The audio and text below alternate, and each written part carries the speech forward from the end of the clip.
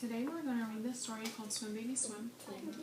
You already, I know. Very close. Okay. I will read it to you, but before we read it, I want to talk about, you guys learned about sequencing?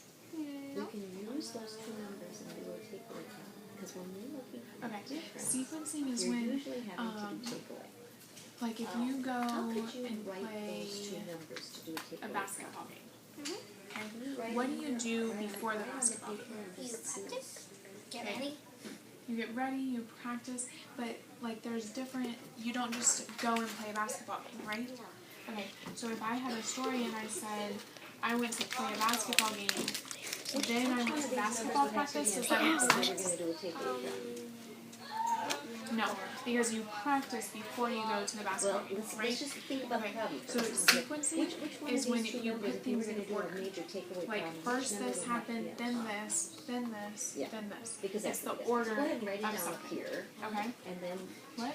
It's the order of something? Like when you get, what about, okay, like at the beginning of the school year. 40. What are things that you do to get ready for the school year? Right? That you did, yeah, right.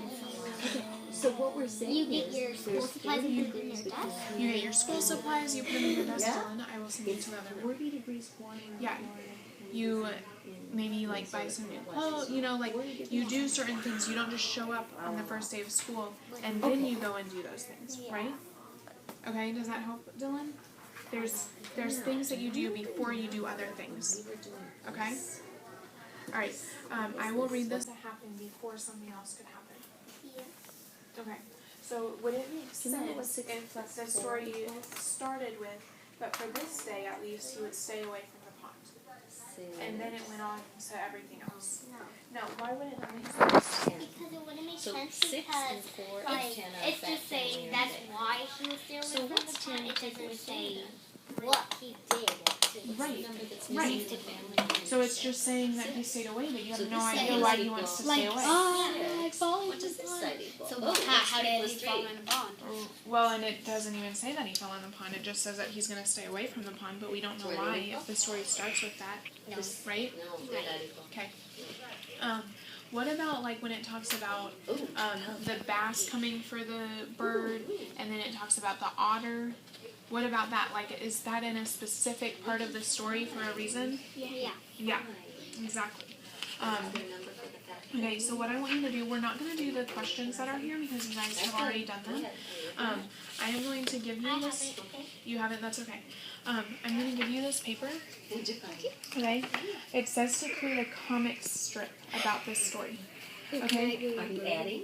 Listen, I want you to pick out the 4 main points of the story, okay?